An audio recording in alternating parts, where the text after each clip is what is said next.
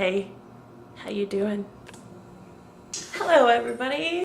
Hey you guys. What am I, the fucking Goonies? Okay, let's try. Hello fellow bats. We'll go with it.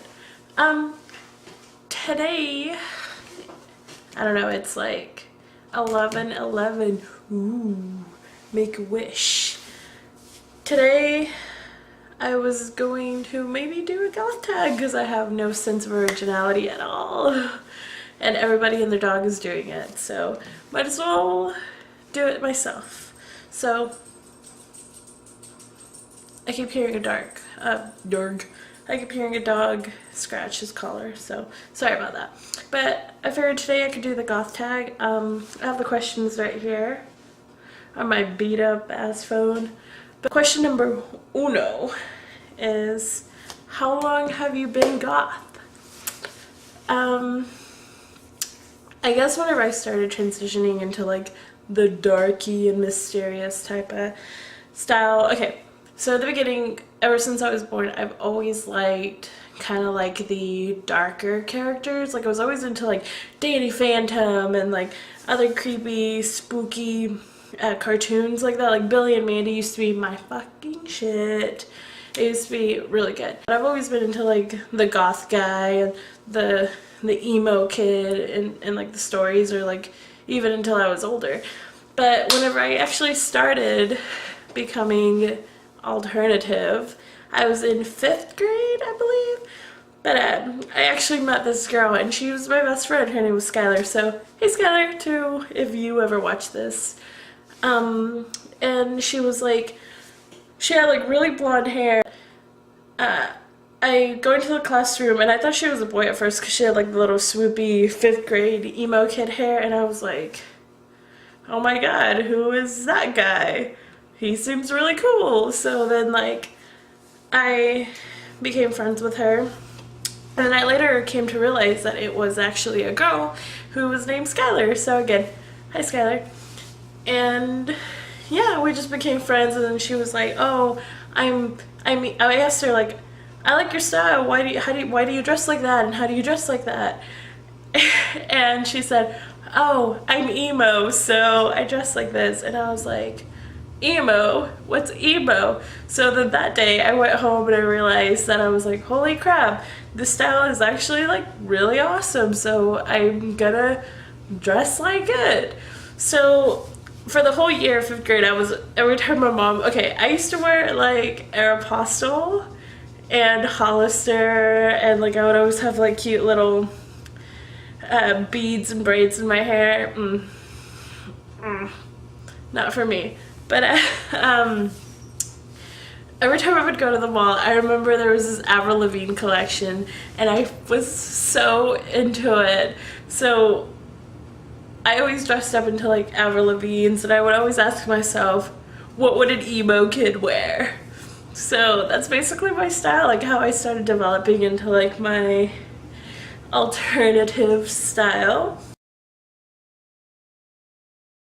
So 6th grade, 7th grade, and 8th grade, I was still like super emo, and I think I got like highlights in my hair. Maybe if I find a picture, I'll post it somewhere over here or somewhere. But I think I had red coontails in my hair. My hair was like super short, and I would always wear this Fox Rider blue shirt and like sunglasses that I thought were so cool. And that's whenever I started like teasing my hair, but my hair was like this short. And I started teasing it, and then 9th and 10th grade is whenever I started becoming, well, in 8th grade I was kind of like a scene candy kid type of thing, and I had like bracelets all the way down my arms. Me and my best friend Michaela, actually, she's still one of the very good best friends of me. Shout out to her. I love you so much. And Angel, by the way, Angel was also like a candy kid, and like we were all like emo together. We went through all of our emo Blood on the Dance Floor and Broken Side and Dot Dot Curve Loving Days. It was so funny.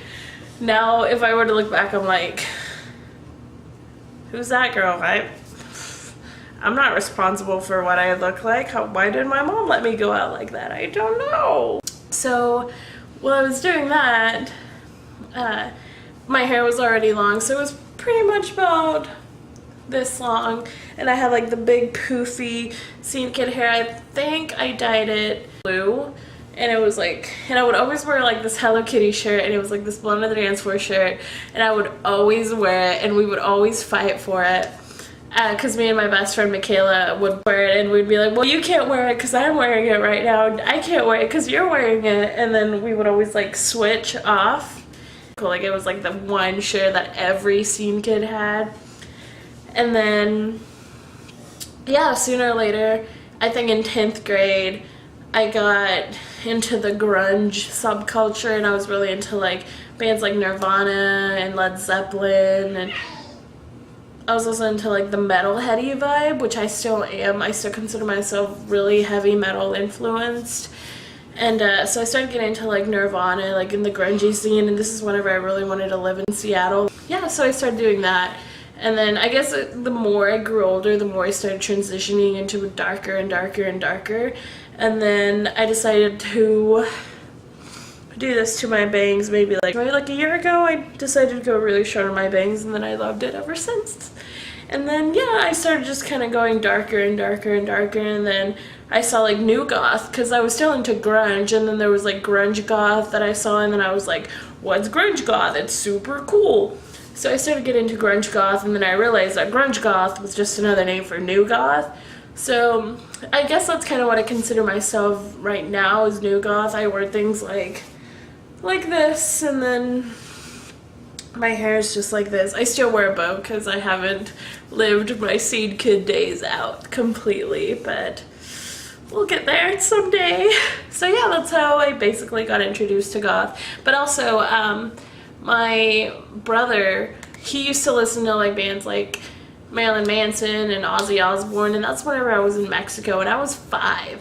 So I grew up on all of those classic bands, and my dad, on my aunt's side, which I call my dad, but he's my uncle, he used to be a metalhead too, I recently came to find out, so they got their influence from him, which gave me my influence. Question number 2. How are you introduced to goth? Okay, I guess I should have answered, or I guess I should have read the question along, because I just kind of told you guys how I was introduced to goth. I was on the internet one day, I was grungy, and then I was like, what's new goth? So I started becoming that, and then sooner or later I'm here. 3.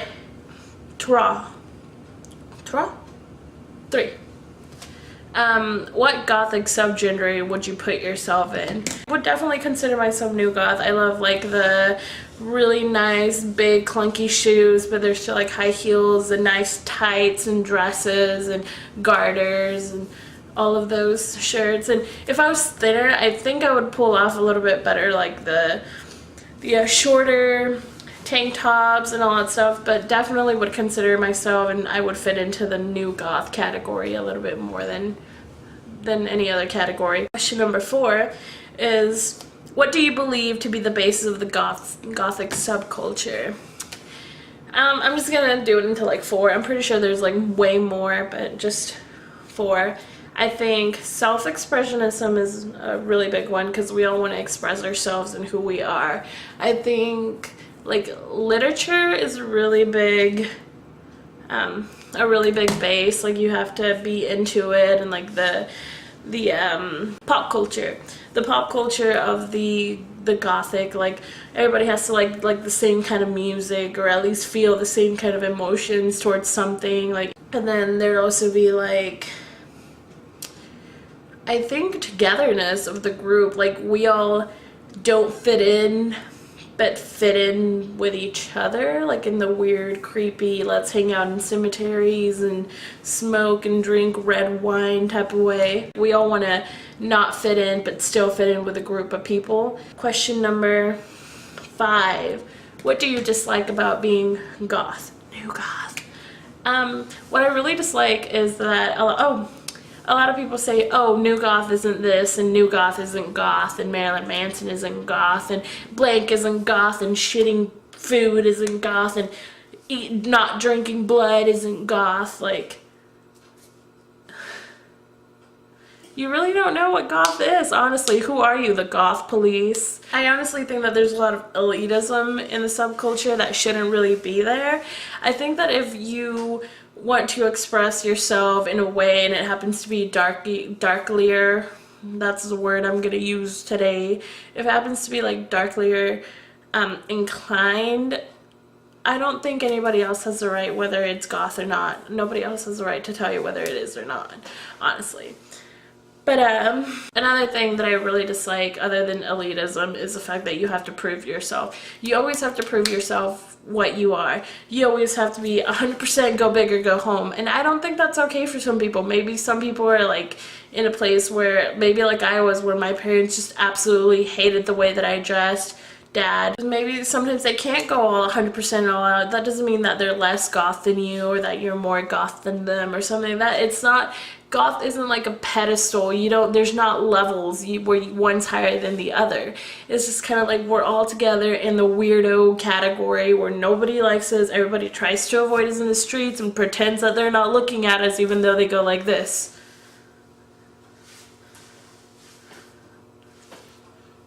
You know, like, we're all in this together as the weirdos, mister. We are the weirdos, mister. You know? Those are one of the main things that I really hate about goth is the elitism and the non-acceptance. We're supposed to hate people who don't accept us, but then we ourselves can't accept other people that are trying to be in our subculture, and we just turn them around and be like, oh, you're a baby bat, and I don't hang out with baby bats. Well, we all discovered and we all got to who we are now with in different ways, you know. So instead of saying, oh, you listen to Marilyn Manson, you're such a baby goth, why don't you just say, oh, you listen to Marilyn Manson, here, let me tell you something, let me show you other music that you might like that is actually more acceptable in the subculture. Here is more, oh, you get your clothes from Goodwill, that's not goth. Instead of saying that, why don't you say, oh, you get your clothes from Goodwill, that's really awesome, you're really going for it, you're making your own, instead of buying a fucking black t-shirt that says $10, black t-shirt, going for the cheaper option instead of saying gothic black t-shirt, $35. Like, you know, like, it's just stupid. So, I could just go on about this for, like, ever. So, question number 6, what do your parents think of it? Lord, let me tell you. I love my mom. She is one of the sweetest persons ever. I love her to death. But growing up, they weren't really that accepting of me at all, or my brother, honestly. I had a few people in my family that like never said it, but then I also got like the weird remarks like, oh, she's a witch, she's a Satan worshiper, don't talk to her, and I don't want my daughter, my cousin, my aunt, hello, I don't want my daughter to hang out with her so much because she might turn her goth. Bitch, is this a fucking disease that I have? Do I just like slit my wrist and like make you drink my blood, and then like in the freaking American Horror Story, like cut a slit right here and then all of a sudden you're a vampire? Like, is that how goth works? Like, do I just go like this and you're goth? I don't think so, okay? I don't think so.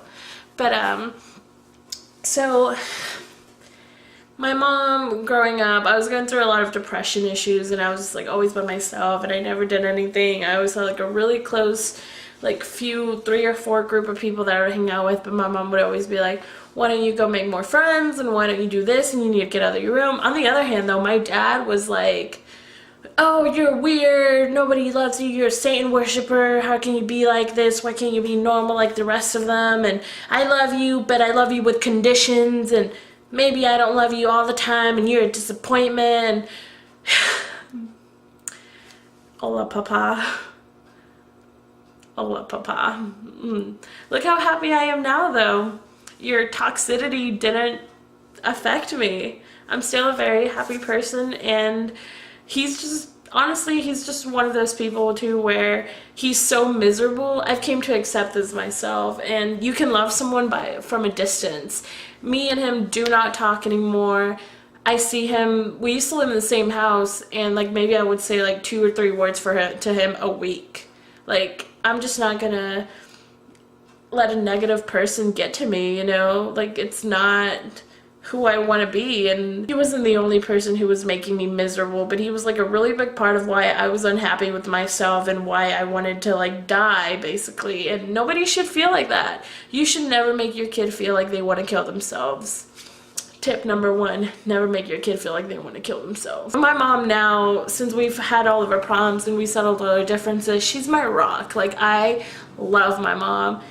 We used to like argue all the time. Excuse me.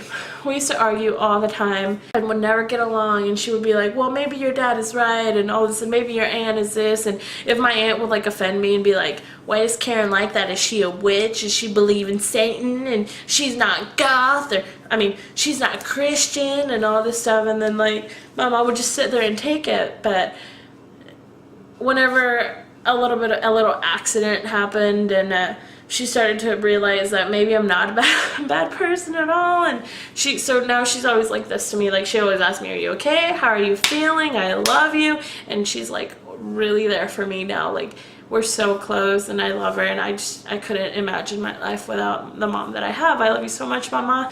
And it was kind of like one of those things that it had to happen in order for her to realize that having me around is way more important than anything else, way more important than what I look like, and nothing's gonna change. If I decide to dye my hair black tomorrow, or natural blonde, or blue, or something like that, it's not gonna change who I am as a person. If I decide to wear more piercings than these someday, I'm still gonna be the same Karen. I'm still gonna love you. And she finally realized that. She finally realized that it's not going to change who I am as a person just because of the way that I dress, and that I'm genuinely a good person.